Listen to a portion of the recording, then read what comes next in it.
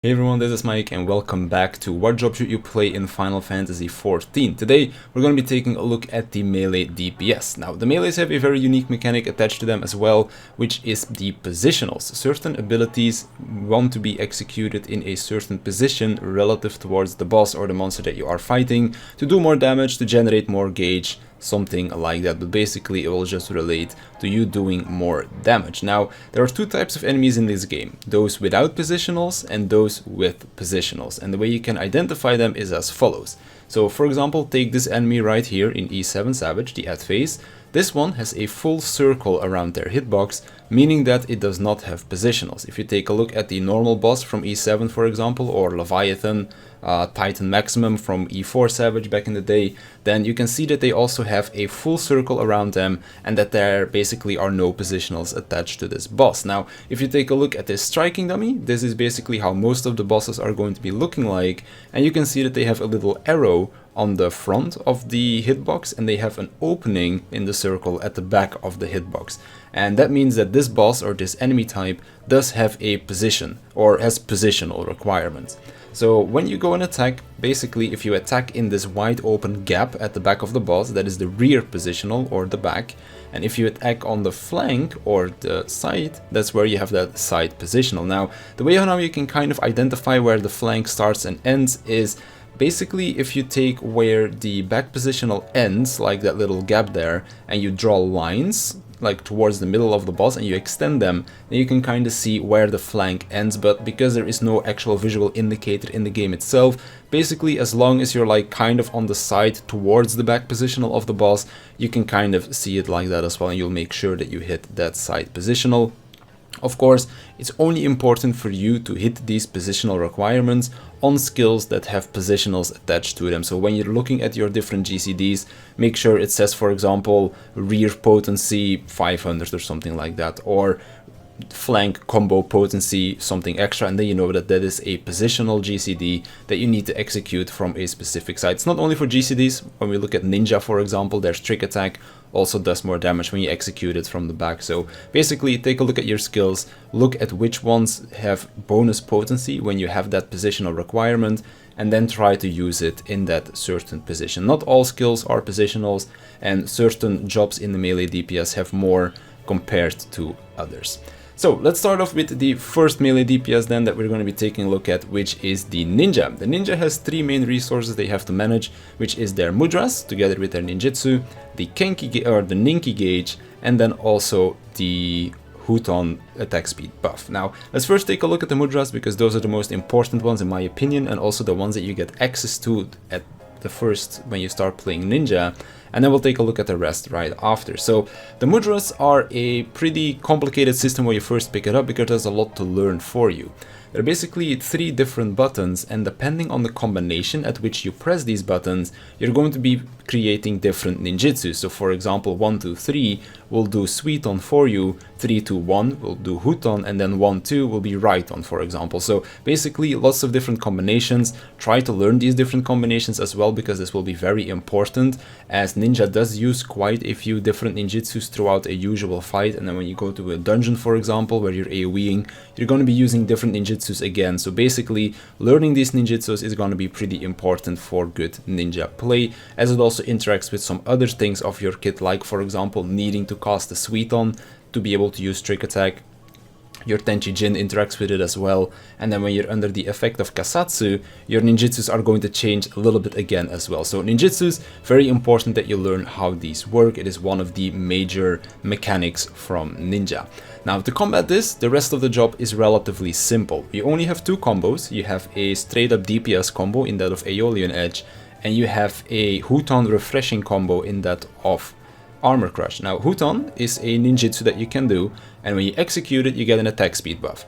Now as long as you have this attack speed buff up, you're of course going to be attacking a lot faster. Now this decreases over time, and you can refresh this buff by either using Huton again or by using the Armor Crush combo. The Armor Crush combo will extend it by, I believe it's 30 seconds, so as soon as it drops below 40, because Huton does last for 70 seconds, then you can refresh that with Armor Crush. Of course, since you do have so much time to refresh it, you can basically let it drop really low as well, because Aeolian Edge does more damage, so you basically want to be using that as much as possible under raid buffs and that kind of stuff. And then you basically just use that Armor Crush whenever you're not buffed or when you need to refresh that Houton buff. Now, Ninja is also a very strong melee DPS when it comes towards buffing the rest of the party, because they have a very readily available raid buff as well, which is Trick Attack. Trick Attack will buff the party by 5% for 15 seconds, and it's available once every minute, so you have very high uptime of this buff, and this will also create your own personal burst window. So Ninja has very much of a burst class during these 15 seconds of like your ninjutsu, your trick attack, but the 45 seconds that are outside of your trick attack, all you're doing is just using those ninky actions and just keeping up your Houton and basically saving up all of your resources to go back inside of that burst window of trick attack. So that's kind of Ninja. You have your ninjutsus, you have your Houton that you have to keep up, and then you have those different ninky actions that are tied to your ninky gauge. Basically, once you reach 50 ninky, you can use one of your 3 ninky actions. And then it's very burst heavy towards that trick attack phase.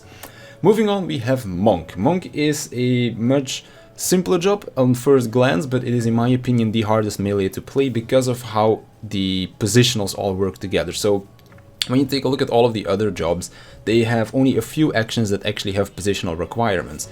When it comes down to Monk, all of their actions are positional, so you do need to make sure that you execute all of these actions in the correct spot, meaning that you're going to be moving between the back and the flank quite often. So to reduce the stress kind of on that, they do have less of global cooldowns that they have to use, but on the other hand, Monk is also the fastest melee in the game, or just the fastest job in the game, period. So you're going to be going really fast with your GCDs, and you have to move in between back and flank quite often to make sure you keep hitting those positionals. Now, Monk also doesn't have those generic combos, but instead they have stances, and each time they execute a GCD, they go into the next stance, and for each stance they have different combo actions available to them. So basically, look at which button or which action is available in each stance, and then you'll know how you kind of flow through the different stances and which actions you have available where. Monk also has a raid buff called Brotherhood, which not only buffs themselves but also the physical damage of the raid as well, and this will basically tie in together with their chakra system. So every time that Monk gets a crit, they have a chance to open up a chakra, and if you get 5 chakras, you can use a skill called the Forbidden Chakra, which is a very strong off-global cooldown. Now, when you activate Brotherhood, during the duration that Brotherhood is buffing your team is also going to be giving you chakra stacks every time that they use actions. So kind of works the same, whereas you need to crit to be able to get those chakras, your team just needs to use actions while they're under the effect of Brotherhood to be able to give you chakras as well. Now, the other mechanic with Monk is Greased Lightning. This is a mechanic that basically whenever you hear a monk say, "Oh, I lost my stacks," they're talking about Greased Lightning, because this is your damage and attack speed buff.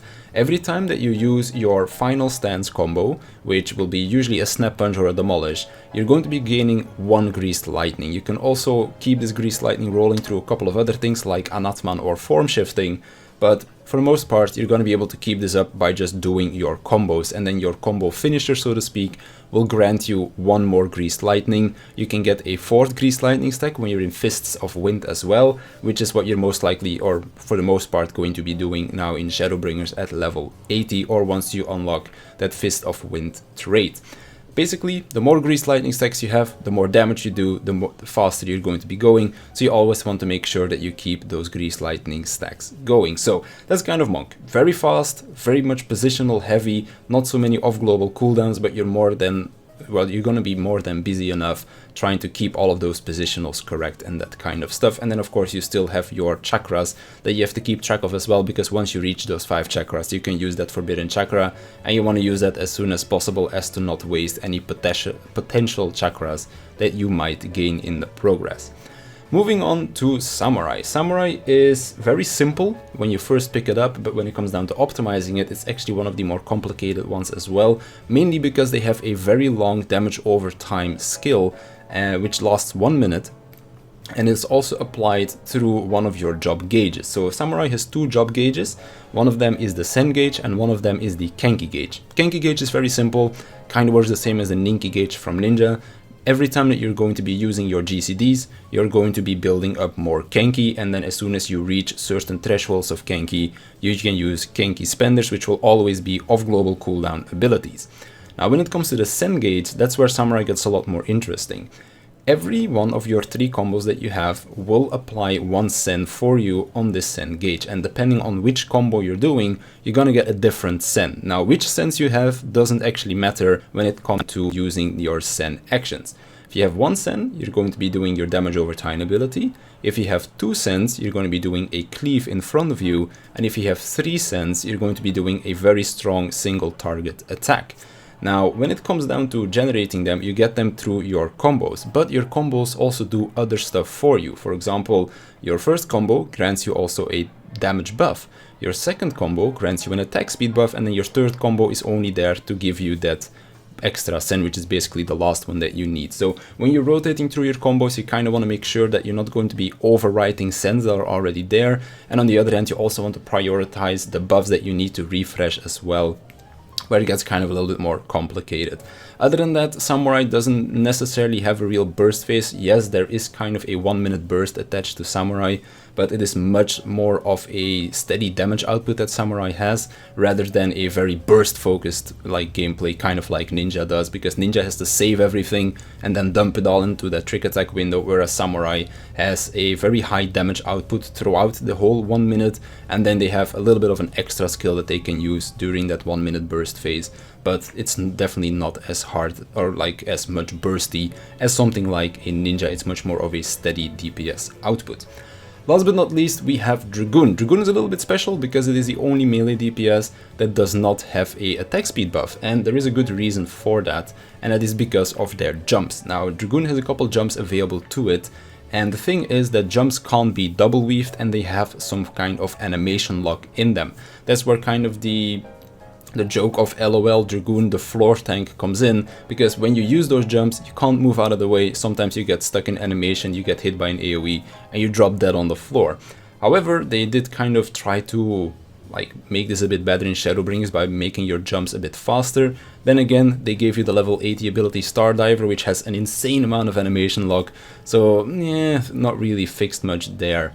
But basically, Dragoon only has 2 combos. They have the Chaos Thrust combo, which will both give you a damage buff as well as a damage over time effect on the boss, and then you also have the Full Thrust combo, which is your basically like straight up DPS combo. Now, because of how the damage over time effect works and the damage buff on yourself as well, how long that lasts, you're always going to be like switching in between these 2 combos. So you do your Chaos Thrust combo, your Full Thrust combo, and then back into Chaos Thrust, Full Thrust, and you just alternate in between the 2 of them when it comes down to a single target scenario. In AoE, it's going to be a little bit different, of course. Like if it's 2 targets, you just always use Chaos Thrust and that kind of stuff. But in the most part, you're just going to be alternating in between the 2 of these combos. Now, when you're under the effect of Blood of the Dragon, this is an off-global cooldown that you can use, and when you use it, it will give you the Blood of the Dragon gauge. As long as you're under this effect, when you finish your Chaos Thrust combo and your Full Thrust combo, you get extra actions on top of that, which are your 2 extra combo finishers, Fang and Claw and Wheeling Thrust. So basically, instead of now having a 1-2-3 combo in between Full Thrust and your Chaos Thrust, you're now going to have a 5-part combo because of those 2 extra combo finishers that come from your Blood of the Dragon gauge. So your combos on Dragoon are going to be very long, and you're going to be interchanging both of them constantly. Now, while you're in this Blood of the Dragon gauge, whenever you use your high jump, this is one of the 3 jump skills that you have available to you, or well, I guess technically 4 jump skills that you have available to you, you will also get a buff called Dive Ready. When you're under this buff, you can use a skill called Mirage Dive, and every time that you use Mirage Dive, you get a stack of Eyes Open on your Blood of the Dragon gauge. When you have 2 stacks, you can use a skill called Gyroscoggle to transform your Blood of the Dragon into a red gauge, Life of the Dragon. During this is basically your big burst phase. Your Gyroscoggle is going to transform into Nastront, which is a heavy hitting attack with a short cooldown, and you also get access to Stardiver, your cool level 80 skill. So when I come down to playing Dragoon, your combo game is really simple because you're just interchanging in between these 2 combos at all times. Then between you using those combos, you're always going to be jumping on cooldown as much as possible. Whenever you use the high jump, you can use the Mirage Dive, every 2 Mirage dives will make it so that whenever you use Gyrus Kogel, you're going to be going into that Life of the Dragon phase where you can just basically burst with those Nastrons and that cool looking Star Diver. So that's pretty much the 4 melees in the game. We have Ninja with the Mudras, the attack speed buff, and then the Ninki system with also the trick attack, which is a really strong raid buff. We have Monk, who is all about those positionals and those forbidden chakras and making sure they can keep their greased lightning alive. Samurai has the Kenki gauge that they build up, a lot of outgoing damage, very steady stream of damage as well. And then they have the Sen gauge as well to do those special kind of EI jutsus. And then we have Dragoon, Battle Litany, a very strong raid buff as well, but they're more focused around their jumping and only having 2 combos. So the combo game on Dragoon is a lot simpler, but they do have all of those off-global cooldowns in the jumps that they have to manage, and their Blood of the Dragon gauge and that kind of stuff to go into Life of the Dragon to then get access to all of those very strong abilities. So those are the 4 melees. I hope you enjoyed it. I hope it was helpful, and I'll see you in the next one.